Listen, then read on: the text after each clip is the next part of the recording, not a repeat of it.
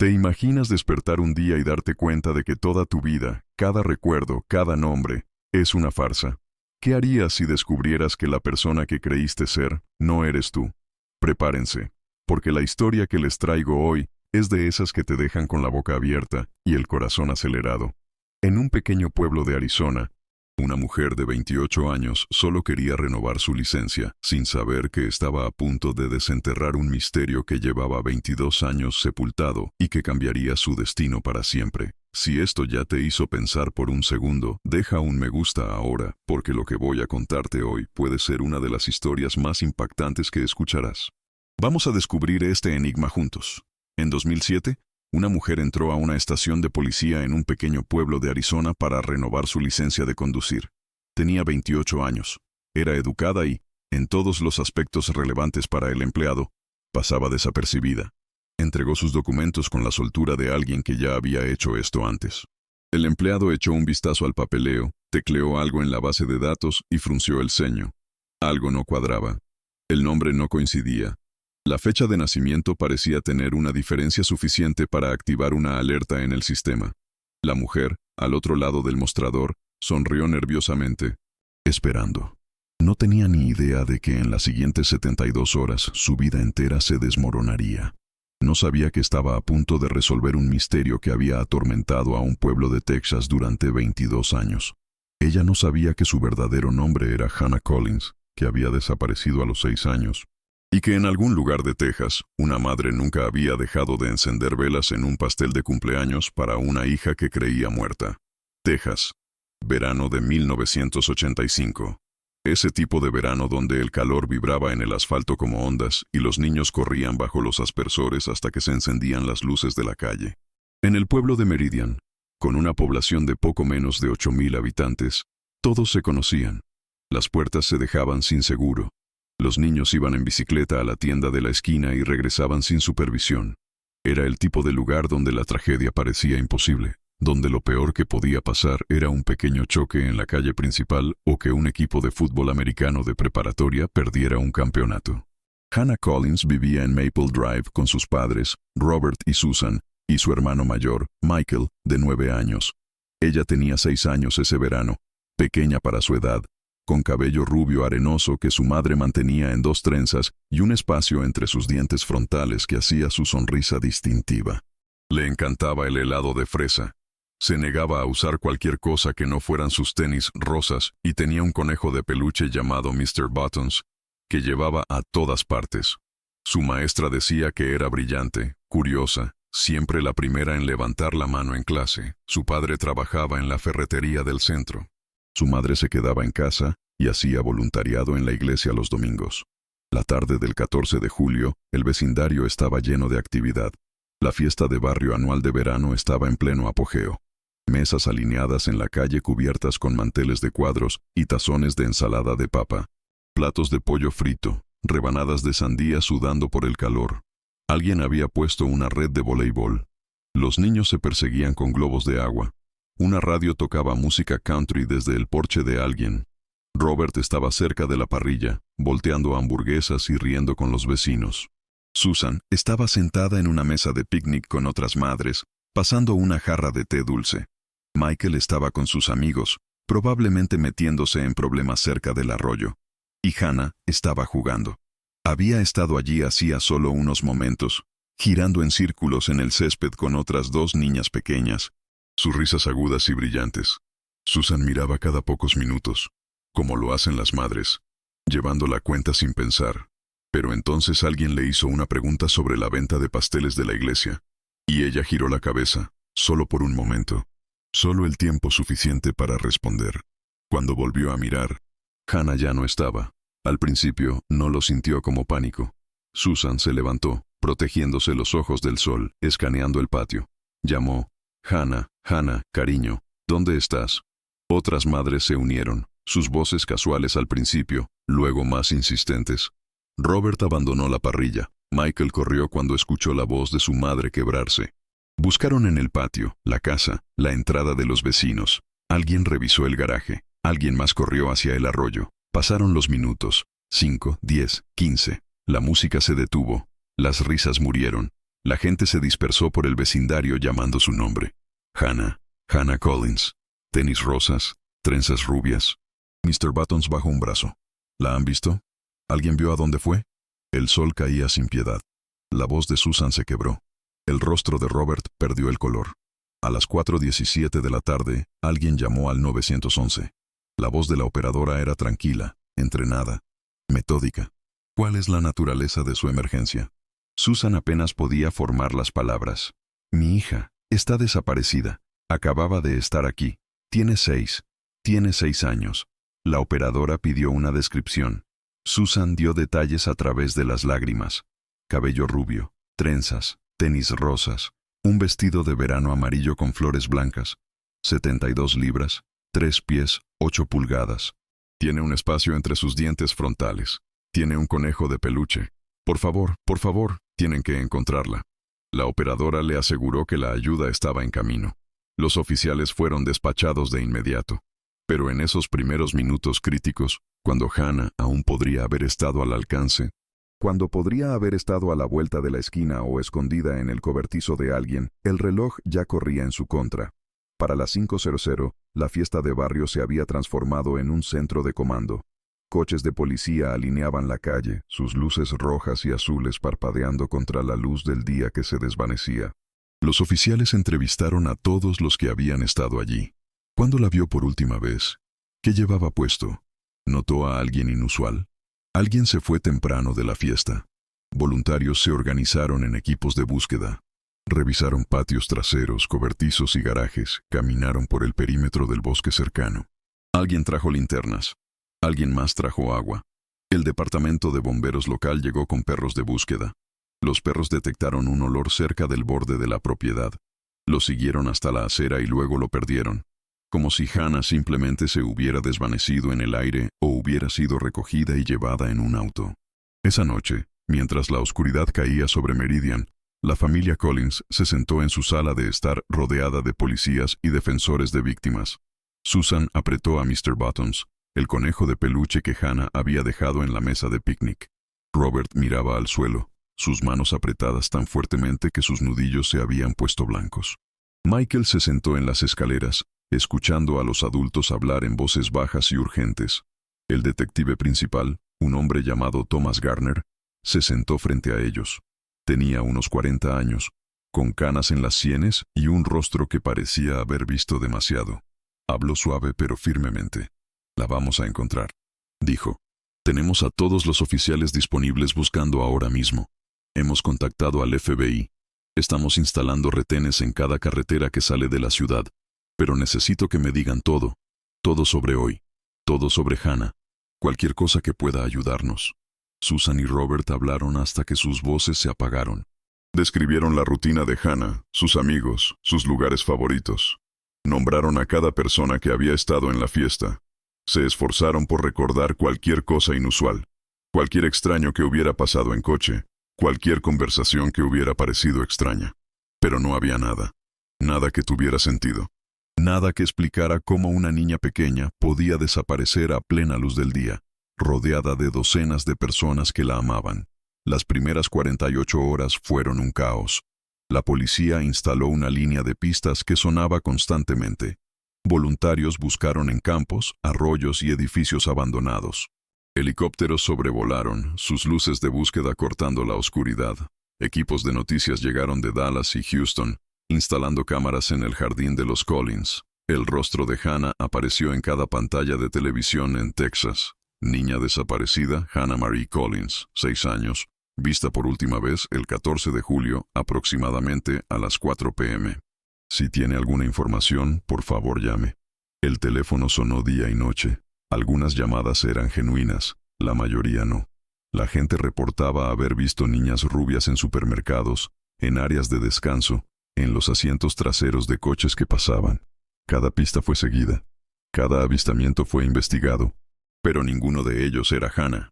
Al tercer día, un hombre se presentó afirmando haber visto a una niña que coincidía con la descripción de Hannah en el asiento del pasajero de un sedán azul que se dirigía hacia el este por la carretera 12 alrededor de las 4:30 de esa tarde. La policía rastreó la ruta. Entrevistó a los empleados de las gasolineras, revisó las grabaciones de seguridad. Nada. El sedán azul nunca fue encontrado. Al quinto día, una mujer llamó a la línea de pistas diciendo que había visto a un hombre merodeando cerca de la fiesta de barrio más temprano ese día, alguien a quien no reconocía. La policía la llevó para trabajar con un dibujante forense. El retrato compuesto fue distribuido por todo el estado. Docenas de personas llamaron para identificar al hombre del boceto. Todos fueron investigados. Ninguno de ellos estaba relacionado con la desaparición de Hannah. Al final de la primera semana, la oleada inicial de esperanza había comenzado a desvanecerse. Las búsquedas de voluntarios se hicieron más pequeñas. La cobertura mediática cambió a otras historias. El detective Garner se sentó en la cocina de los Collins, con el café frío, y les dijo la verdad que no querían escuchar. «No nos rendimos», dijo. «Pero hemos agotado las pistas inmediatas. Estamos ampliando el radio de búsqueda. Estamos investigando a los delincuentes sexuales registrados en la zona. Estamos coordinando con otras jurisdicciones, pero no les mentiré. Cuanto más tiempo pasa, más difícil se vuelve esto». Susan se cubrió la cara con las manos. Robert se levantó y salió de la habitación. Michael, escuchando desde el pasillo, sintió que algo dentro de él se rompía. La investigación cambió de enfoque. La policía comenzó a buscar personas más cercanas a casa, familiares, vecinos, cualquiera que hubiera estado en la fiesta. Robert y Susan fueron interrogados por separado, sus historias cotejadas en busca de inconsistencias. Era un procedimiento estándar, explicó el detective Garner, pero se sintió como una traición. Michael fue entrevistado por un psicólogo infantil. ¿Sus padres peleaban? ¿Alguien en la familia había actuado de forma extraña? ¿Hannah alguna vez había mencionado tener miedo de alguien? Las preguntas se sentían invasivas, acusatorias, pero Michael las respondió todas. Quería a su hermana de vuelta. Haría cualquier cosa. Un vecino a 2 calles de distancia, un hombre de unos 50 años que vivía solo, se convirtió en persona de interés cuando alguien recordó que se había ido temprano de la fiesta. La policía obtuvo una orden para registrar su casa. No encontraron nada. Se había ido temprano porque tenía una cita con el médico. Su coartada fue verificada. Fue absuelto, pero el daño ya estaba hecho. La sospecha se cernía sobre el vecindario como una niebla. 3 semanas después de la desaparición de Hannah, un hombre en un pueblo a 30 millas de distancia llamó a la policía y confesó. Dijo que se la había llevado. Dijo que sabía dónde estaba. Los detectives corrieron a entrevistarlo. Estaba desaliñado, agitado, hablando rápidamente. Dio detalles. Un vestido amarillo, trenzas rubias. Pero cuando se le presionó, su historia se desmoronó. Los detalles no coincidían. No pudo decir a dónde se la había llevado. Una evaluación psicológica reveló que tenía un historial de confesiones falsas, una necesidad de atención, un deseo desesperado de ser importante. No se había llevado a Hannah. No sabía dónde estaba. Solo quería que alguien lo escuchara. La confesión falsa desperdició 3 días de tiempo de investigación. 3 días que podrían haberse dedicado a pistas reales. Para el final del verano, el caso se estaba estancando. No había habido demanda de rescate. No se había encontrado ningún cuerpo. Ningún testigo creíble se había presentado. Hannah Collins simplemente se había desvanecido. El perfilador del FBI sugirió varias posibilidades. Secuestro por un extraño, un depredador oportunista, alguien que la había visto en la fiesta y actuó por impulso, o alguien que la había estado observando durante semanas, alguien que lo había planeado, alguien que conocía el vecindario, alguien que sabía exactamente cuándo atacar. El perfil era amplio, casi inútil. Describía a miles de personas. No describía a nadie. La búsqueda continuó, pero la urgencia se había ido. La esperanza se desvanecía. La familia Collins trató de aguantar. Susan mantuvo la habitación de Hannah exactamente como estaba. El vestido de verano amarillo todavía colgaba en el armario. Mr. Buttons estaba en la cama. Cada noche Susan se paraba en el umbral y susurraba «Buenas noches». Cada mañana se despertaba y lo recordaba todo de nuevo. Robert se volcó en el trabajo, pasando 12, 14 horas al día en la ferretería. No soportaba estar en casa. No soportaba ver la silla vacía en la mesa. Michael dejó de jugar con sus amigos. Dejó de sonreír. Se volvió callado, retraído. En la escuela, los maestros lo notaron.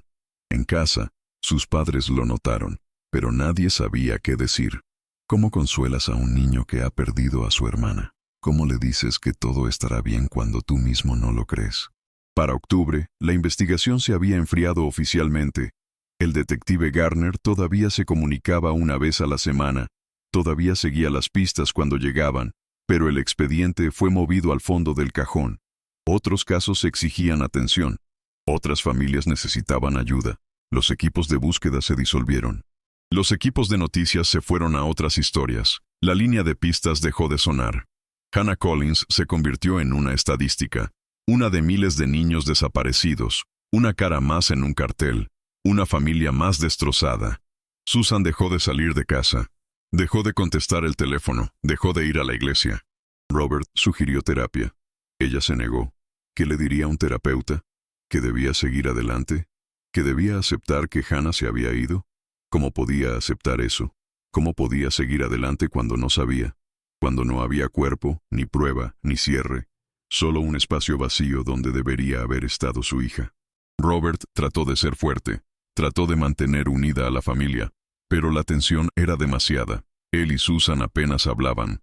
Cuando lo hacían, era sobre logística, facturas, la escuela de Michael, comestibles, nunca sobre Hannah. Hablar de ella era demasiado doloroso. Michael aprendió a navegar alrededor del silencio. Aprendió a leer la tensión en la casa. Se volvió hábil para hacerse invisible, para deslizarse dentro y fuera de las habitaciones sin ser notado. Mantuvo sus calificaciones. No causó problemas. No quería añadir más carga a sus padres. Pero por dentro, se estaba ahogando. Extrañaba a su hermana. Extrañaba el sonido de su risa, la forma en que solía robarle sus cómics, la forma en que se subía a su cama durante las tormentas. Extrañaba su sonrisa con el espacio entre los dientes. Lo extrañaba todo. En el 7º cumpleaños de Hannah, el 23 de noviembre, Susan horneó un pastel de chocolate, el favorito de Hannah. Puso 7 velas encima y las encendió. Cantó «Feliz cumpleaños» con una voz quebrada. Sola en la cocina mientras Robert estaba en el trabajo y Michael en la escuela, sopló las velas y pidió un deseo. Que esté viva, que vuelva a casa, que esta pesadilla termine. El pastel permaneció intacto en el mostrador durante 3 días antes de que Robert lo tirara. No soportaba verlo. No soportaba el recordatorio. La primera Navidad sin Hannah fue insoportable. Susan insistió en poner un árbol. Colgó el calcetín de Hannah. Envolvió regalos que nunca serían abiertos. En la mañana de Navidad, Michael bajó las escaleras y encontró a su madre sentada en el suelo frente al árbol, sosteniendo una muñeca que había comprado para Hannah. Estaba llorando tan fuerte que no podía respirar. Robert la llevó arriba. Michael se sentó solo en la sala, rodeado de regalos que no quería, y se preguntó si la vida volvería a sentirse normal alguna vez. La respuesta que ya sabía era no. A medida que los meses se convirtieron en años, el pueblo de Meridian trató de seguir adelante, pero ciertas familias nunca olvidan. Cada 14 de julio, Susan encendía una vela. Cada 23 de noviembre, horneaba un pastel. Los rituales se convirtieron en una forma de sobrevivir, una forma de mantener viva la memoria de Hannah, una forma de decir, no te he olvidado, nunca te olvidaré. El detective Garner se jubiló en 1989. Antes de irse, fue a la casa de los Collins por última vez. Se sentó con Susan y Robert y les dijo que lo sentía. Nunca dejé de buscarla, dijo. Nunca dejé de esperar, pero tengo que ser honesto con ustedes. Si todavía está ahí afuera, si todavía está viva. Ha pasado el tiempo suficiente como para que probablemente no los recuerde. Probablemente no recuerde quién era. Y la persona que se la llevó ha tenido 4 años para esconderla. Lo siento mucho. Susan le agradeció su honestidad. Robert le estrechó la mano. Ninguno de los dos lloró. Se les habían acabado las lágrimas hacía años. El expediente del caso pasó a un nuevo detective, una joven llamada Laura Mitchell. Heredó docenas de casos sin resolver, personas desaparecidas y homicidios sin resolver, casos que habían languidecido durante años. Leyó el expediente de Hannah en su primera semana, estudió las fotografías, trenzas rubias, sonrisa con espacio entre los dientes, tenis rosas. Leyó las declaraciones de los testigos, las pistas falsas, los callejones sin salida. Hizo una nota para contactar a la familia, pero las semanas se convirtieron en meses, y otros casos tuvieron prioridad. El expediente de Hannah volvió al cajón. Para 1992, 7 años después de la desaparición de Hannah, la familia Collins se había fracturado irremediablemente. Robert y Susan se divorciaron. La casa de Maple Drive fue vendida. Susan se mudó a un apartamento al otro lado de la ciudad. Robert se volvió a casar y se mudó a Oklahoma. Michael, ahora de 16 años, se quedó con su madre. Había crecido alto, callado, serio. No hablaba de su hermana. No hablaba del pasado, pero pensaba en ella todos los días. Se preguntaba dónde estaba. Se preguntaba si estaba viva. Se preguntaba si alguna vez pensaba en ellos. Susan consiguió un trabajo en una cafetería local, haciendo turnos dobles para pagar el alquiler. Guardaba una fotografía de Hannah en el bolsillo de su delantal. A veces durante sus descansos, la sacaba y la miraba fijamente. Memorizó cada detalle, la curva de la mejilla de Hannah, la luz en sus ojos, la forma en que su cabello caía sobre su frente. A veces mostraba la foto a los clientes. ¿Ha visto a esta niña? Es mi hija. Desapareció en 1985. La mayoría de la gente negaba con la cabeza con simpatía. Algunos se sentían incómodos y cambiaban de tema. Algunos preguntaban, ¿qué pasó? ¿La policía tiene alguna pista? Susan siempre daba la misma respuesta. No, no hay pistas, no hay respuestas, solo esperanza, siempre esperanza. En 1995, 10 años después de la desaparición de Hannah, un equipo de documentales llegó a Meridian. Estaban haciendo una película sobre casos sin resolver, desapariciones sin resolver. Entrevistaron a Susan. Ella se sentó frente a la cámara y contó la historia de Hannah. Les mostró la habitación que había mantenido exactamente como estaba. Les mostró los pasteles de cumpleaños, los calcetines de Navidad, las velas. Miró directamente a la lente y le habló a su hija. Hannah, si estás ahí fuera, si puedes oírme, quiero que sepas que nunca dejamos de buscarte. Nunca dejamos de amarte. No estás olvidada, nunca lo estarás. Por favor, vuelve a casa. El documental se emitió en un canal de cable. Fue visto por miles de personas. Llegaron pistas. Ninguna de ellas llevó a ninguna parte. Pero a Susan no le importó. Le había hablado a su hija. Había enviado el mensaje al mundo. Eso era suficiente. Michael se graduó de la preparatoria en 1996. Fue aceptado en la universidad, pero aplazó por un año. Necesitaba trabajar. Necesitaba ayudar a su madre. Consiguió un trabajo en una empresa de construcción. El trabajo era duro, físico, agotador. Mantenía su mente ocupada, evitaba que pensara demasiado. Pero por la noche, acostado en la cama, no podía escapar de los recuerdos. Recordaba el día en que Hannah desapareció. Recordaba los gritos de su madre. Recordaba los coches de policía y los perros de búsqueda, y la terrible y sofocante sensación de que todo había cambiado para siempre. Recordaba estar en la habitación vacía de su hermana, tocando sus juguetes, preguntándose si volvería a verla. El no saber era lo peor, peor que el dolor, peor que la ira, porque el dolor tenía una forma, la ira tenía un objetivo, pero el no saber era un vacío interminable y terrible. Para el año 2000, 15 años después de que Hannah desapareciera, el caso estaba casi olvidado. El departamento de policía había sufrido recortes presupuestarios. Los casos sin resolver eran de baja prioridad. La detective Mitchell, que había heredado el expediente de Hannah, se había trasladado a una división diferente. El expediente en sí estaba almacenado en un almacén junto con cientos de otros. Michael tenía 24 años ahora, trabajando como capataz en la empresa de construcción. Rara vez visitaba a su madre.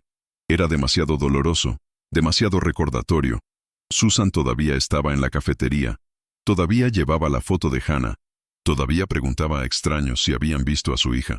La mayoría de la gente le seguía la corriente. Algunos la evitaban. Se había hecho conocida en el pueblo como la mujer que no podía dejar ir. La mujer que no podía seguir adelante. Pero a Susan no le importaba lo que pensara la gente. Le había hecho una promesa a Hannah y la cumpliría. Lo que nadie sabía, lo que nadie podría haber adivinado, era que Hannah estaba viva. Había estado viva todo el tiempo.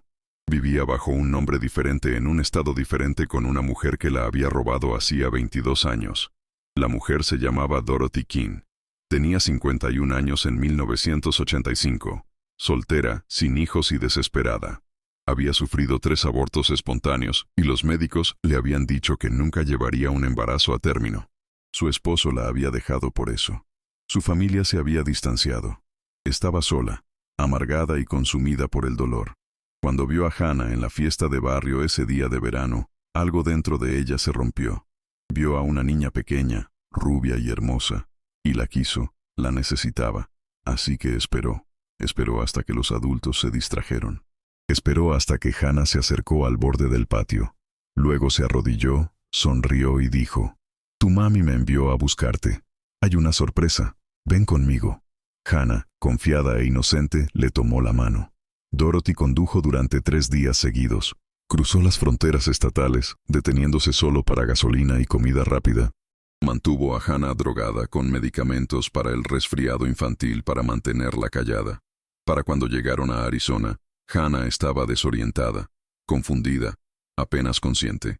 Dorothy alquiló una pequeña casa en las afueras de Tucson bajo un nombre falso. Le tiñó el cabello a Hannah de castaño. Le dijo que sus verdaderos padres estaban muertos, que ella era su tía, que su nombre ahora era Emma, no Hannah. Emma. Dorothy fue paciente, fue calculadora. Educó a Emma en casa, manteniéndola aislada de otros niños.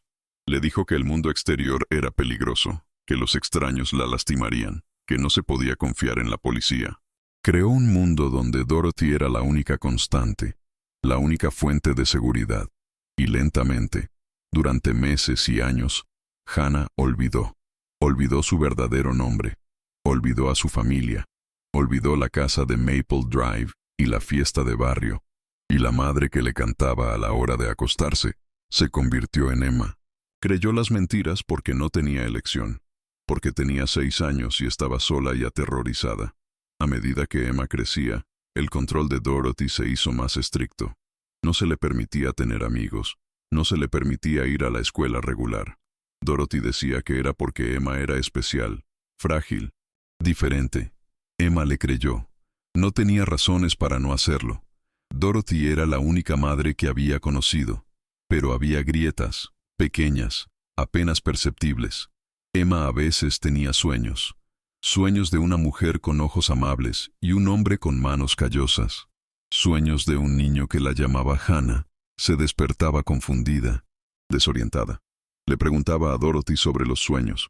Dorothy los descartaba. Solo pesadillas, decía. Nada más. Pero los sueños persistían. Cuando Emma cumplió 16 años, pidió un certificado de nacimiento. Quería obtener una licencia de conducir. Dorothy se demoró. Dijo que se encargaría. Pasaron semanas, meses. Emma volvió a preguntar. Dorothy se puso a la defensiva, enojada. ¿Por qué lo necesitas? ¿No confías en mí? Emma retrocedió. No quería molestar a Dorothy. No quería perder a la única familia que tenía. Pero la pregunta persistía. ¿Por qué no tenía un certificado de nacimiento? ¿Por qué no podía recordar nada antes de los 6 años? ¿Por qué Dorothy nunca hablaba del padre de Emma, de sus abuelos, de su pasado? Para cuando Emma cumplió 21 años, las grietas se habían convertido en fisuras. Había empezado a trabajar en un supermercado local en contra de los deseos de Dorothy. Dorothy había luchado contra ello. Dijo que era peligroso. Dijo que Emma no estaba lista. Pero Emma necesitaba dinero, necesitaba independencia, necesitaba sentirse como una persona, no como una prisionera.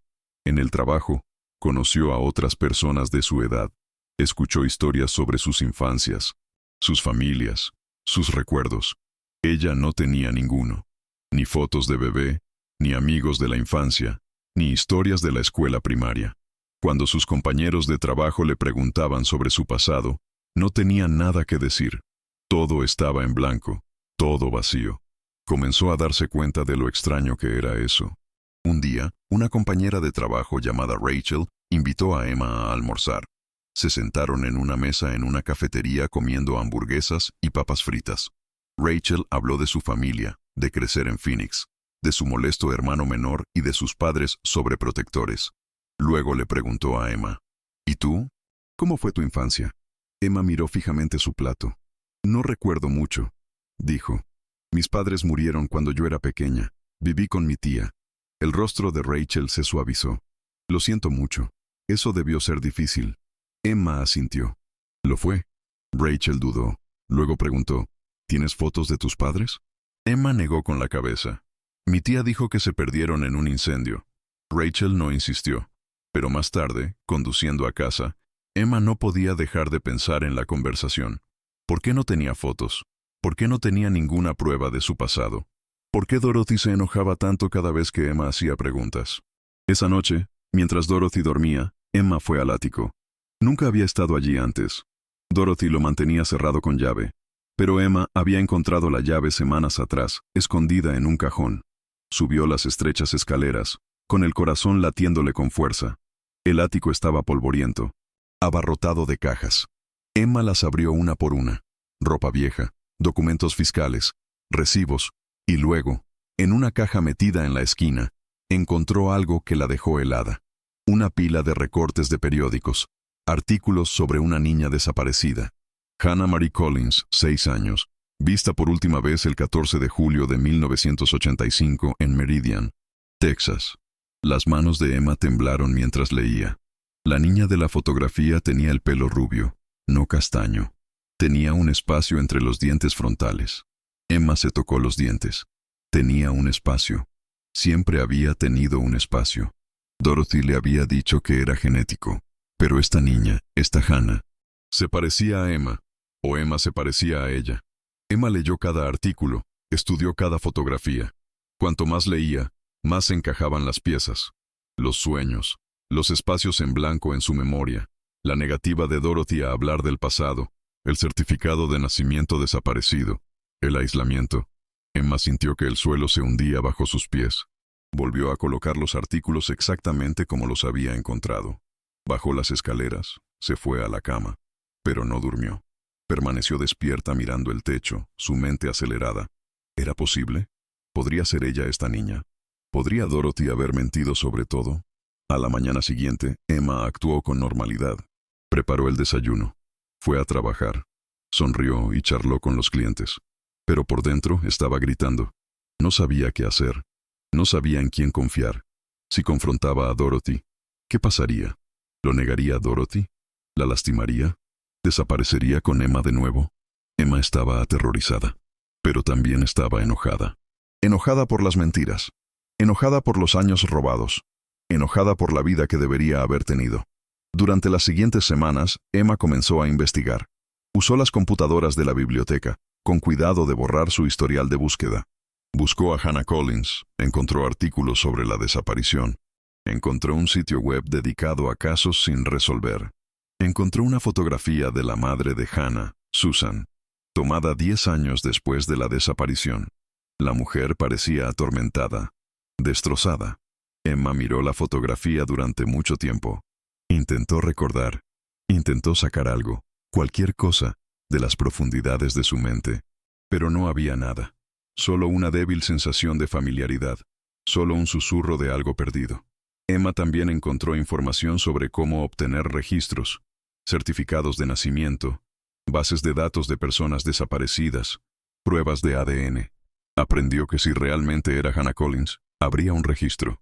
Le habrían tomado las huellas dactilares cuando era niña. Habría ADN archivado. Todo lo que tenía que hacer era hacerse la prueba. ¿Pero cómo? No tenía dinero para una prueba privada. No tenía identificación. Ni siquiera tenía un número de seguro social real. Dorothy había creado una identidad falsa para ella. Emma estaba atrapada entre dos vidas, la vida que había vivido y la vida que le habían robado. Pensó en ir a la policía. ¿Pero qué diría? Creo que podría ser una persona desaparecida. No tengo pruebas. Solo recortes de periódicos y una sensación. Pensarían que estaba loca. Llamarían a Dorothy y entonces todo se desmoronaría. En la primavera de 2007, Emma cumplió 28 años. Había estado trabajando en el supermercado durante 7 años. Había ahorrado un poco de dinero. Tenía su propio coche, un Honda viejo que apenas funcionaba. Sintió por primera vez en su vida que tenía algo de control, algo de libertad. La salud de Dorothy había estado decayendo.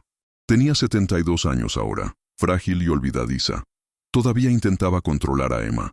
Todavía exigía saber dónde estaba cada minuto de cada día. Pero Emma había aprendido a mentir. Había aprendido a escabullirse. Una tarde, El coche de Emma fue detenido por una luz trasera rota. El oficial fue educado, profesional. Le pidió su licencia y registro. Emma se los entregó, con el corazón latiéndole con fuerza. El oficial miró la licencia, luego a Emma. Frunció el ceño. Señorita, esta licencia ha caducado. A Emma se le revolvió el estómago.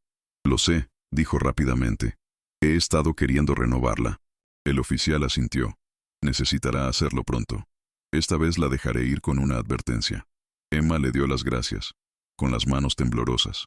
Mientras se alejaba, se dio cuenta de que necesitaba renovar su licencia. Lo que significaba ir al DMV. Lo que significaba proporcionar documentación. Lo que significaba que su falsa identidad sería escrutada. Una semana después, Emma entró al DMV, en un pequeño pueblo a las afueras de Tucson. Había debatido durante días. Parte de ella quería evitarlo, seguir viviendo en las sombras, pero otra parte de ella, la parte que había leído esos artículos de periódico y mirado esa fotografía de Susan Collins, quería respuestas. Necesitaba respuestas. Hizo fila, aferrando su papeleo. Cuando fue su turno, le entregó todo al empleado. El empleado, una mujer de mediana edad con gafas de lectura colgando de una cadena alrededor de su cuello, tecleó la información de Emma en la computadora. Frunció el ceño. Volvió a teclear. Miró a Emma. Señorita, hay un problema con sus registros. El pulso de Emma se aceleró. ¿Qué tipo de problema? El empleado dudó. No estoy segura. Está marcado en el sistema. ¿Puede esperar aquí un momento? Emma asintió con la boca seca. El empleado desapareció en una oficina trasera. Emma se quedó en el mostrador, su mente acelerada. ¿Qué había activado la alerta? ¿Qué había encontrado el sistema? Pasaron 5 minutos. 10. Luego, el empleado regresó con un supervisor. El supervisor, un hombre de unos 50 años, con una expresión seria, miró a Emma con atención. Señorita, vamos a necesitar que nos proporcione documentación adicional. Un certificado de nacimiento, tarjeta de seguro social. Emma sintió que las paredes se cerraban. No los tengo conmigo, dijo. El supervisor asintió. Entonces tendrá que volver con ellos. Mientras tanto, no podemos procesar su renovación. Emma salió del DMV aturdida. Se sentó en su coche, agarrando el volante, tratando de respirar. No podía volver con Dorothy y pedirle documentos que no existían. No podía seguir viviendo esta mentira. Estaba atrapada de nuevo. Esa noche, Emma tomó una decisión. Condujo hasta la estación de policía. Cruzó las puertas con el corazón latiéndole tan fuerte que pensó que podría explotar. El oficial de la recepción levantó la vista. ¿Puedo ayudarla? Emma respiró hondo. Creo que podría ser una persona desaparecida, dijo. El oficial parpadeó. Disculpe. La voz de Emma tembló. Mi nombre es Emma King. Al menos eso es lo que me han dicho. Pero encontré recortes de periódicos sobre una niña que desapareció en 1985. Hannah Collins. Y creo que esa podría ser yo. El oficial la miró fijamente por un momento. Luego descolgó el teléfono. Voy a necesitar que tome asiento, dijo. Alguien la atenderá en breve. Emma se sentó en una silla de plástico con las manos cruzadas en su regazo y esperó. Esperó 1 hora. Luego 2. Finalmente, una detective salió de un pasillo trasero. Tenía unos 40 años, con el pelo corto y oscuro y ojos penetrantes. Se presentó como la detective Karen Reyes. Llevó a Emma a una pequeña sala de interrogatorios. Emma le contó todo: el ático, los recortes de periódicos, los espacios en blanco en su memoria, los documentos falsos, el control de Dorothy. La detective Reyes escuchó sin interrumpir. Cuando Emma terminó, la detective se recostó en su silla. Esta es una acusación seria, dijo. ¿Tiene alguna prueba? Emma negó con la cabeza. Solo los artículos y una sensación. La detective Reyes asintió lentamente. Está bien, esto es lo que vamos a hacer. Vamos a tomar sus huellas dactilares. Si fue reportada como desaparecida cuando era niña, sus huellas habrían sido tomadas e ingresadas en una base de datos. Si hay una coincidencia, lo sabremos. Emma estuvo de acuerdo. Sus manos temblaban mientras la detective le tomaba las huellas dactilares. Luego, esperó de nuevo. Esperó mientras se procesaban las huellas. Esperó mientras se buscaba en la base de datos. Esperó la respuesta que cambiaría todo. 2 horas después, la detective Reyes regresó. Su expresión había cambiado. Parecía atónita. Emma o Hannah, tenemos una coincidencia. Usted es Hannah Marie Collins. Ha estado desaparecida desde el 14 de julio de 1985. Tenía 6 años. Emma sintió que la habitación se inclinaba. No podía respirar, no podía pensar. Es cierto, susurró. Todo es cierto. La detective Reyes asintió. Su madre la ha estado buscando durante 22 años. Nunca se rindió. Emma comenzó a llorar. Lloró por la infancia que había perdido, por la madre que no recordaba, por los años que le habían sido robados. La detective Reyes extendió la mano por encima de la mesa y le tomó la mano. «Estás a salvo ahora», dijo. «Vamos a encontrar a la mujer que te llevó y te vamos a llevar a casa. En cuestión de horas». El caso explotó. La policía descendió sobre la casa de Dorothy King. La encontraron en la sala viendo televisión. Cuando le dijeron por qué estaban allí, no se resistió. No lo negó. Solo los miró con ojos cansados y vacíos y dijo: «Le di una buena vida. La amaba». Los oficiales la arrestaron en el acto. Registraron la casa y encontraron más pruebas. Los artículos originales sobre la desaparición de Hannah. Un certificado de nacimiento falso. Un diario donde Dorothy había escrito sobre llevarse a Hannah. Sobre sus razones, sobre su justificación. «La salvé», decía una entrada. «Sus padres no la merecían. Le di todo». Las palabras enfermaron a los detectives. Dorothy King fue acusada de secuestro, sustracción de menores y falsificación de documentos. No mostró remordimiento. En su mente no había hecho nada malo. Le había dado a Emma o Hannah un hogar, una vida. No podía entender por qué eso no era suficiente. La noticia se extendió rápidamente. Niña desaparecida encontrada viva después de 22 años. Hannah Collins, secuestrada en 1985, descubierta viviendo bajo una identidad falsa en Arizona. La historia estaba en todas partes. Noticias nacionales, canales de cable, foros en línea. Las personas que habían seguido el caso durante décadas estaban atónitas. La familia Collins fue contactada de inmediato. Susan estaba en el trabajo cuando recibió la llamada. Estaba rellenando la cafetera cuando sonó su teléfono. Casi no contestó, pero algo la hizo descolgar. La voz al otro lado se identificó como el detective Reyes de Arizona. «Señora Collins», dijo, «necesito que se siente». El corazón de Susan se detuvo. «Encontramos a su hija. Está viva». Susan dejó caer el teléfono. Sus compañeros de trabajo se apresuraron. Alguien tomó el teléfono y escuchó al detective explicar. Alguien más ayudó a Susan a sentarse en una silla. Estaba temblando tan fuerte que no podía ponerse de pie. Hannah, su Hannah viva después de 22 años. No parecía posible. No parecía real, pero lo era. Era real. Robert fue contactado después. Vivía en Oklahoma con su segunda esposa y su hijo adolescente. Cuando la policía llamó, pensó que era un error, una broma cruel. Pero le enviaron fotografías. Fotografías de una mujer que se parecía exactamente a cómo Hannah habría lucido si hubiera crecido.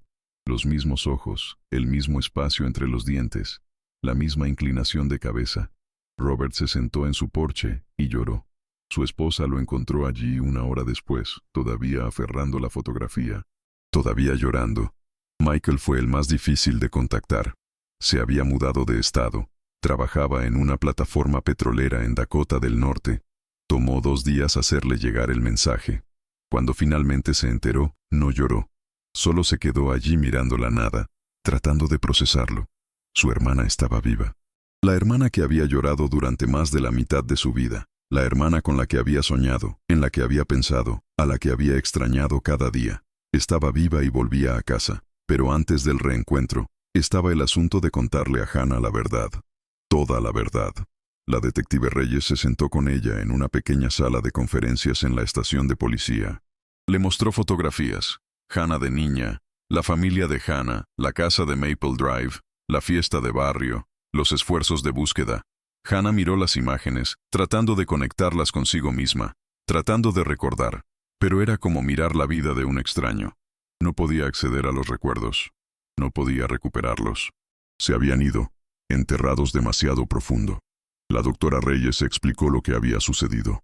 Tenías 6 años cuando Dorothy King te secuestró. Te drogó. Te trasladó a través de las fronteras estatales. Cambió tu identidad. Te aisló. Te mantuvo alejada del mundo, de tu familia, de ti misma. Te robó 22 años de tu vida. Hannah escuchó con el rostro en blanco. Luego hizo la única pregunta que importaba. ¿Me amaban? ¿Mi verdadera familia? ¿Me amaban? La detective Reyes asintió, con lágrimas en los ojos. Nunca dejaron de amarte, nunca dejaron de buscarte. Tu madre encendía velas para ti cada año en tu cumpleaños. Tu hermano mantuvo tu habitación exactamente como estaba. Nunca perdieron la esperanza. Hannah se derrumbó. Sollozó tan fuerte que no podía respirar. Por la familia que no recordaba, por la vida que había perdido, por la mujer que podría haber sido. Se trajo a una terapeuta, la doctora Helen Ortega, especialista en casos de trauma y secuestro. Se sentó con Hannah durante horas. Le explicó que lo que Hannah estaba experimentando era normal. Estás de luto por 2 vidas, dijo. La vida que viviste y la vida que te fue arrebatada, ambas son reales. Ambas importan. No tienes que elegir entre ellas. Solo tienes que encontrar una manera de integrarlas. Hannah preguntó si alguna vez recordaría. La doctora Ortega fue honesta. Tal vez no. La memoria es complicada, especialmente cuando hay trauma y tiempo de por medio. Eras muy joven. Tu cerebro pudo haber suprimido los recuerdos como un mecanismo de supervivencia. O pueden regresar en fragmentos, sueños, destellos. No hay forma de saberlo. Hannah asintió. Estaba exhausta, abrumada, aterrorizada. Ya no sabía quién era. ¿Era Hannah? ¿Era Emma? ¿Era ambas? ¿No era ninguna? 2 semanas después del descubrimiento, se hicieron arreglos para que Hannah conociera a su familia. El reencuentro se llevó a cabo en un lugar privado, lejos del circo mediático. Susan llegó primero. No había dormido en días, no había comido. Estaba destrozada, temblorosa y pálida. Robert llegó después, luciendo más viejo de sus 55 años. Michael fue el último en llegar. Era alto, de hombros anchos, con el mismo cabello rubio arenoso que recordaba de las fotos del periódico. Esperaron en una pequeña habitación, los 3 sin hablar, solo esperando. Luego la puerta se abrió y Hannah entró. Por un momento, nadie se movió. Solo se miraron. Susan fue la primera en romper el silencio. Cruzó la habitación en 3 pasos y envolvió sus brazos alrededor de Hannah. La abrazó tan fuerte que Hannah apenas podía respirar. «Mi bebé», susurró Susan. «Mi niña. Sabía que volverías». Lo sabía. Hannah se mantuvo rígida, incierta. No recordaba a esta mujer. No sentía la conexión, pero se dejó abrazar. Se dejó sentir el amor desesperado y consumidor que irradiaba Susan. Robert se acercó después. Tocó el rostro de Hannah suavemente como si pudiera desaparecer. «Hannah», dijo, «lo siento mucho. Siento mucho no haberte encontrado antes». Hannah negó con la cabeza. «No es tu culpa», dijo. «Nada de esto es tu culpa». Michael se quedó atrás. No sabía qué decir. No sabía cómo acortar la brecha de 22 años. Finalmente Hannah lo miró. «Eres mi hermano», dijo. Michael asintió. «Sí, lo soy». Se quedaron allí, incómodos e inciertos. Luego Michael dijo, «Solías robarme mis cómics». Hannah parpadeó. «¿En serio?» Michael sonrió. Una sonrisa triste y rota. «Todo el tiempo. Te colabas en mi habitación y te los llevabas. Luego lo negabas. Incluso cuando los encontraba debajo de tu cama». Hannah sintió que algo cambiaba. Un destello de algo. No un recuerdo, sino una sensación. Familiaridad. Ella le devolvió la sonrisa. «Lo siento». Michael negó con la cabeza. «No lo sientas. Te dejaría robarme todos mis cómics si eso significara que hubieras estado aquí». Se abrazaron, y por primera vez desde el descubrimiento, Hannah sintió que tal vez, solo tal vez, podría encontrar el camino de regreso a quien había sido, o al menos a quien se suponía que debía ser. El frenesí mediático fue implacable. Los reporteros acamparon frente a la estación de policía, frente a las casas de los Collins, frente al juzgado donde se llevó a cabo el juicio de Dorothy King. Todos querían la historia. Todos querían entrevistar a Hannah. Pero Hannah se negó. No estaba lista. No estaba lista para enfrentar al mundo. No estaba lista para ser la niña que regresó de entre los muertos. Se quedó con Susan durante las primeras semanas. El apartamento de Susan era pequeño, estrecho, pero era seguro. Susan la vigilaba constantemente, incapaz de perderla de vista. Le cocinaba los platos favoritos de Hannah, o al menos los platos que recordaba que a Hannah le encantaban. Hotcakes con chispas de chocolate, espagueti con albóndigas, helado de fresa. Algunas cosas le resultaban familiares. otras no. Hannah trató de adaptarse, trató de encajar en esta nueva vida, pero fue difícil, más difícil de lo que había imaginado. Tenía 28 años, pero se sentía como una niña, perdida, confundida, enojada. Robert la visitaba a menudo. Trató de reconstruir la relación, trató de ser el padre que no había podido ser, pero la distancia estaba allí. Los años habían creado una brecha que no podía cerrarse de la noche a la mañana. Hannah apreció sus esfuerzos, pero no se sentía como su hija. Se sentía como una extraña. Michael era diferente. No la presionaba, no se esforzaba demasiado. Simplemente aparecía, se sentaba con ella, hablaban de nada. Le contaba historias sobre su infancia, historias que ella no recordaba, pero que escuchaba de todos modos. Lenta y cuidadosamente, comenzaron a construir algo. No la relación de hermanos que habían perdido, sino algo nuevo, algo que les pertenecía. Una tarde, Michael llevó a Hannah a la antigua casa de Maple Drive. Se había vendido hacía años, pero los nuevos propietarios fueron lo suficientemente amables como para dejarlos caminar. Hannah se paró en el jardín delantero, tratando de recordar, tratando de verse a sí misma como una niña de 6 años corriendo por el césped. Pero no había nada, solo un espacio vacío. Michael señaló un árbol. «Solías trepar a ese árbol», dijo. «Te quedabas atrapada en la cima y yo tenía que ayudarte a bajar». Cada vez, Hannah tocó la corteza. Quería recordar, quería sentir la conexión, pero no estaba allí. Se volvió hacia Michael. «Cuéntame más», dijo. «Cuéntame todo». Y él lo hizo. Le contó sobre la fiesta de barrio, sobre la búsqueda, sobre los años posteriores, sobre cómo solía colarse en su habitación y hablar con ella aunque no estuviera allí, sobre cómo se culpaba a sí mismo por no haberla protegido. Hannah escuchó, con lágrimas corriendo por su rostro. Cuando terminó, ella dijo, «No fue tu culpa, solo eras un niño». Michael asintió. «Lo sé ahora, pero me tomó mucho tiempo creerlo». El juicio de Dorothy King comenzó en octubre de 2007. Hannah fue llamada a testificar. No quería hacerlo. No quería enfrentar a la mujer que le había robado la vida. Pero la fiscalía dijo que su testimonio era crucial, así que aceptó. Entró en la sala del tribunal, con las manos temblorosas. Dorothy estaba sentada en la mesa de la defensa, luciendo pequeña y frágil. Cuando sus ojos se encontraron, Dorothy sonrió. Una sonrisa triste y nostálgica como si fueran viejas amigas. Como si nada de esto fuera real. Hannah desvió la mirada. Subió al estrado y respondió a las preguntas. Describió su vida con Dorothy, el aislamiento, las mentiras, el control, el miedo. Describió cómo encontró los artículos del periódico, la revelación, la decisión de ir a la policía. Habló con voz firme aunque por dentro estaba gritando. Cuando terminó, el fiscal hizo una última pregunta. ¿Culpa a Dorothy King por lo que le pasó? Hannah miró a Dorothy. Miró a la mujer que la había criado, que la había alimentado y vestido y le había contado cuentos antes de dormir.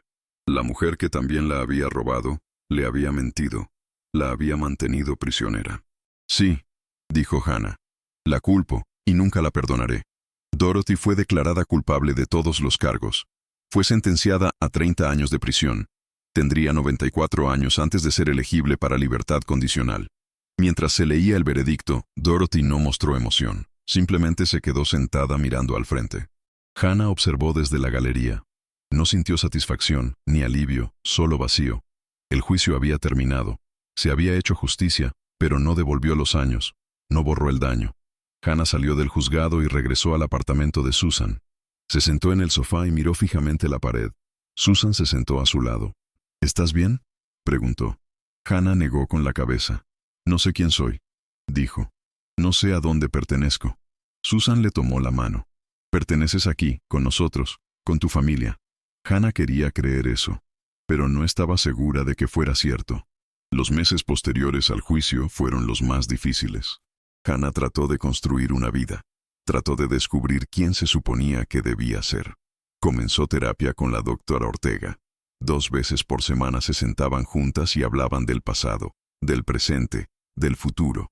La doctora Ortega ayudó a Hannah a comprender que no tenía que elegir entre Emma y Hannah, que ambas identidades eran parte de ella, que podía lamentar lo perdido mientras también abrazaba lo que quedaba. Hannah comenzó a abrirse, a hablar de la ira, la confusión, la sensación de estar dividida en dos. Habló de Dorothy, de los sentimientos complicados que tenía porque Dorothy había sido cruel. La había robado. Pero Dorothy también había sido la única madre que había conocido durante 22 años. Fue una traición que la afectó de ambas maneras. La doctora Ortega escuchó sin juzgar. Validó los sentimientos de Hannah. Le dijo que estaba bien estar enojada, bien llorar, bien no tener todas las respuestas. Hannah apreció eso. Apreció que se le permitiera sentir lo que sentía sin la presión de seguir adelante, o perdonar o sanar más rápido de lo que estaba lista. Susan también luchó. Había soñado con el reencuentro durante 22 años. Había imaginado que lo arreglaría todo, pero no fue así. Hannah había regresado, pero no era la misma. Era una extraña, una mujer adulta con su propia vida, sus propios recuerdos, su propio dolor. Susan trató de ser paciente. Trató de darle espacio a Hannah, pero fue difícil. Quería a su niña de vuelta. Quería abrazarla y protegerla, y compensar todos los años perdidos. Pero Hannah ya no tenía 6 años.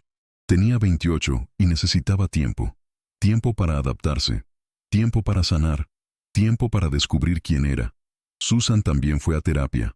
Habló de la culpa, la sensación de que había fallado como madre, de que debería haber protegido a Hannah, debería haber visto el peligro, debería no haber desviado la mirada. Su terapeuta le recordó que lo que sucedió no fue su culpa, que había hecho todo lo que pudo, que nunca había dejado de luchar por Hannah. Pero la culpa permaneció. Era una sombra que seguía a Susan a todas partes. Robert y su segunda esposa se divorciaron un año después de que Hannah fuera encontrada. Su esposa dijo que no podía competir con el pasado. No podía manejar el peso emocional que había caído sobre su familia. Robert no se opuso. Se mudó de nuevo a Texas. Alquiló un pequeño apartamento cerca de Susan. Quería estar cerca de Hannah. Quería ser parte de su vida. La visitaba a menudo. Traía comestibles. Arreglaba cosas en el apartamento de Susan. Trataba de ser útil. Trataba de estar presente. Hannah lo apreció, pero todavía no se sentía como su hija. La conexión era frágil, construida más en la esperanza que en la historia, pero lo estaban intentando. Eso era algo. Michael se convirtió en el ancla de Hannah. Él era a quien llamaba cuando necesitaba hablar, en quien confiaba. No pedía nada. No esperaba que ella fuera alguien que no era. Simplemente aparecía, escuchaba, apoyaba. Una noche, Hannah lo llamó a las 12:00 de la mañana. Estaba llorando tan fuerte que no podía hablar. Michael condujo de inmediato. La encontró sentada en el suelo de la sala de Susan, rodeada de fotografías. Fotos de Hannah de niña. Fotos de la familia que no recordaba. No los recuerdo, dijo. No recuerdo nada de eso, y siento que se supone que debo hacerlo, como si se los debiera, pero no puedo. Michael se sentó a su lado, y entonces, no le debes nada a nadie, dijo. Tenías 6 años cuando esto sucedió. No fue tu culpa. Y no es tu culpa que no recuerdes. Hannah negó con la cabeza. Pero ellos perdieron mucho. Por mi culpa. Michael le tomó los hombros y la hizo mirarlo. No por tu culpa. Por culpa de Dorothy King. Ella es quien hizo esto. No tú. Hannah lloró contra su pecho. Y Michael la abrazó hasta que se durmió. Para el verano de 2008, casi un año después del descubrimiento, Hannah había progresado. Se había mudado a su propio apartamento. Había conseguido un trabajo en una librería. Estaba construyendo una vida real. Todavía veía a su familia regularmente. Todavía iba a terapia. Todavía tenía días malos, pero también tenía días buenos. Días en los que sentía que tal vez, solo tal vez, podría estar bien. Comenzó a ser voluntaria en una organización sin fines de lucro que ayudaba a familias de niños desaparecidos. Compartió su historia, habló con otros sobrevivientes, ofreció esperanza. Fue sanador de una manera que no había esperado. Le dio propósito, le dio una manera de dar sentido a lo que había sucedido. No era solo una víctima, era una sobreviviente, y podía ayudar a otros a sobrevivir también. Susan encontró la paz a su manera. Dejó de llevar la foto de la infancia de Hannah en el bolsillo de su delantal. Dejó de encender velas en cada cumpleaños. No porque hubiera olvidado, sino porque Hannah había regresado. Ya no necesitaba aferrarse al pasado. Podía concentrarse en el presente, en construir una relación con la hija que había encontrado. No era la relación que había imaginado, pero era real y era suficiente. Susan se jubiló de la cafetería. Pasaba su tiempo en el jardín, haciendo voluntariado en la iglesia y visitando a Hannah. Tomaban café juntas una vez a la semana, hablaban de cosas pequeñas, el trabajo, el clima, los libros. No hablaban del pasado a menos que Hannah lo mencionara. Y lentamente, cuidadosamente, construyeron algo nuevo. No una relación madre-hija como antes, sino una relación que pertenecía a quienes eran ahora. Robert finalmente regresó a Oklahoma. Se dio cuenta de que estar cerca de Hannah no significaba que ella lo necesitara allí, no significaba que facilitara las cosas. La llamaba una vez a la semana, la visitaba en vacaciones, y eso estaba bien. Hannah apreciaba que lo intentara, que se preocupara, pero también apreciaba la distancia. Le daba espacio para respirar, espacio para descubrir su propia vida sin sentir el peso de sus expectativas. Estaban encontrando un equilibrio. No era perfecto, pero era suyo. Michael se casó en 2010. Le pidió a Hannah que estuviera en la boda. Ella se paró en la primera fila viendo a su hermano intercambiar votos y sintió una oleada de emoción. Amor, orgullo, gratitud. Se había perdido mucho de su vida, pero estaba aquí ahora y eso importaba. En la recepción, Michael la apartó. «Me alegro de que estés aquí», dijo. Hannah sonrió. «Yo también». Se abrazaron y por primera vez en años, Hannah sintió que pertenecía, que era parte de algo, que tenía una familia. En 2012, Hannah testificó ante un comité del Congreso sobre secuestro de niños y casos sin resolver. Habló sobre su experiencia, sobre la importancia de nunca rendirse, sobre la necesidad de mejores recursos, mejores bases de datos, mejor coordinación entre las agencias de aplicación de la ley. Su testimonio fue poderoso. Fue transmitido por televisión nacional. Personas que habían seguido su historia durante años lo vieron con lágrimas en los ojos. Después de la audiencia, una mujer se acercó a Hannah. Tenía unos 60 años, con cabello gris y ojos amables. Se presentó como Margaret. Su hija había desaparecido en 1990. Nunca la habían encontrado. Margaret agradeció a Hannah por hablar, por darle esperanza, por recordarle que los milagros eran posibles. Hannah la abrazó. Pensó en todas las familias que aún esperaban, que aún esperaban, que aún buscaban, y se prometió a sí misma que seguiría luchando por ellas. Seguiría contando su historia. Seguiría arrojando luz sobre los niños que aún estaban desaparecidos. Dorothy King murió en prisión en 2015. Tenía 81 años. Insuficiencia cardíaca. La prisión notificó a Hannah. No sintió nada, ni dolor ni ira, solo una distante sensación de cierre. Dorothy se había ido. La mujer que le había robado la vida, que la había controlado, que le había mentido durante 22 años, se había ido. Y Hannah seguía aquí, seguía viva, seguía luchando. Eso fue suficiente.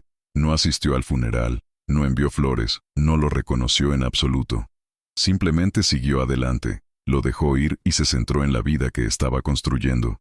Para 2015, 10 años después de su descubrimiento, Hannah había escrito un libro, unas memorias sobre su experiencia. Sobre ser secuestrada, sobre crecer como Emma, sobre descubrir la verdad, sobre el reencuentro, sobre la lucha por reconstruir. Lo llamó La niña que regresó. Fue publicado con gran éxito de crítica. Se convirtió en un bestseller. Hannah hizo entrevistas, giras de libros, firmas de libros. Contó su historia una y otra vez, y cada vez esperaba que ayudara a alguien. Alguien que buscaba, alguien que sufría, alguien que necesitaba creer que los niños perdidos podían ser encontrados, que las familias podían sanar, que la esperanza no era un desperdicio. Susan leyó el libro y lloró. Lloró por todo lo que habían perdido y todo lo que habían encontrado. Estaba orgullosa de Hannah, orgullosa de la mujer en que se había convertido, la fuerza que había demostrado, la gracia con la que había manejado algo inimaginable. Robert también lo leyó. Llamó a Hannah después. «Lo siento», dijo, «por no haber estado allí, por no haberte encontrado, por todos los años que perdimos». Hannah lo perdonó, no porque él lo mereciera, sino porque ella lo necesitaba, porque aferrarse a la ira era agotador y estaba cansada de estar enojada. Michael leyó el libro de una sentada. Llamó a Hannah cuando terminó. «Eres increíble», dijo. «¿Sabes eso, verdad?» Hannah se rió. «Solo estoy tratando de sobrevivir», dijo. La voz de Michael fue seria. «No, estás haciendo más que sobrevivir. estás viviendo. Y eso lo es todo. En 2018 Hannah conoció a alguien, un hombre llamado Daniel. Era amable, paciente, comprensivo. Conocía su historia. Todos conocían su historia, pero no la trataba como a una víctima. La trataba como a una persona. Salieron durante 2 años. En 2020 se casaron. Susan, Robert y Michael estuvieron allí. La boda fue pequeña, íntima, perfecta. Hannah llevaba un sencillo vestido blanco. Se veía feliz, radiante. Cuando dijo sus votos, pensó en todo lo que había pasado, todo lo que había sobrevivido, y se dio cuenta de que, a pesar de todo, a pesar del dolor y la pérdida y los años que le habían robado, lo había logrado. Estaba aquí, estaba viva, era amada, y era feliz. Eso era más de lo que jamás se había atrevido a esperar. Susan hizo un brindis en la recepción, se puso de pie, copa en mano, y miró a su hija. Cuando se llevaron a Hannah, dijo, «Pensé que mi vida había terminado. Pensé que nunca volvería a sonreír, nunca volvería a sentir alegría. Pero Hannah regresó y me enseñó algo. Me enseñó que la esperanza no es tonta, que el amor es más fuerte que el tiempo, que algunas historias, incluso las más oscuras, pueden tener finales felices». Levantó su copa por Hannah, por la niña que regresó. Todos bebieron y Hannah lloró, pero eran lágrimas de felicidad, lágrimas sanadoras. Hannah y Daniel tuvieron una hija en 2022. La llamaron Grace. Hannah sostuvo a su bebé por primera vez y sintió un amor feroz y abrumador. Pensó en su propia madre, en Susan, quien la había sostenido así una vez, quien la había amado así, quien nunca había dejado de amarla incluso cuando no estaba. Hannah le susurró a Grace, «Nunca dejaré que te pase nada. Te protegeré, te mantendré a salvo». Y lo decía en serio. Con cada fibra de su ser, lo decía en serio. Hoy, Hannah tiene 45 años. Vive en Texas, no lejos de donde fue secuestrada hace tantos años. Trabaja como defensora de niños desaparecidos. Habla en conferencias. Trabaja con las fuerzas del orden. Ayuda a las familias a navegar la pesadilla de tener un hijo desaparecido. Ha dedicado su vida a asegurarse de que nadie más tenga que pasar por lo que ella pasó. De que ninguna otra familia tenga que esperar 22 años por una respuesta. Susan tiene 73 años ahora. Todavía vive en su pequeño apartamento. Ve a Hannah todas las semanas, juega con Grace, le cuenta historias sobre su abuela, sobre la historia familiar, sobre el amor que nunca murió. Robert tiene 75 años. Su salud es delicada, pero hace videollamadas a Hannah todos los domingos. Hablan de Grace, de la vida, de los años que perdieron y los años que encontraron. Michael tiene 52 años. Sigue siendo cercano a Hannah, sigue siendo su ancla, sigue siendo la persona a la que llama cuando necesita hablar. Es tío de Grace, hermano de Hannah. Un recordatorio de que la familia no se trata solo de sangre. Se trata de aparecer. Se trata de nunca rendirse. La historia de Hannah es extraordinaria, pero también es un recordatorio. Un recordatorio de que algunos casos sin resolver se resuelven, que algunos niños regresan a casa, que la esperanza, incluso cuando parece imposible, vale la pena mantenerla. Todavía hay miles de niños desaparecidos, miles de familias esperando, miles de casos que se han enfriado, pero la historia de Hannah demuestra que es posible, que con persistencia, con tecnología, con un poco de suerte, lo imposible puede suceder. Algunos niños nunca son encontrados, pero Hannah sí, y eso marca toda la diferencia.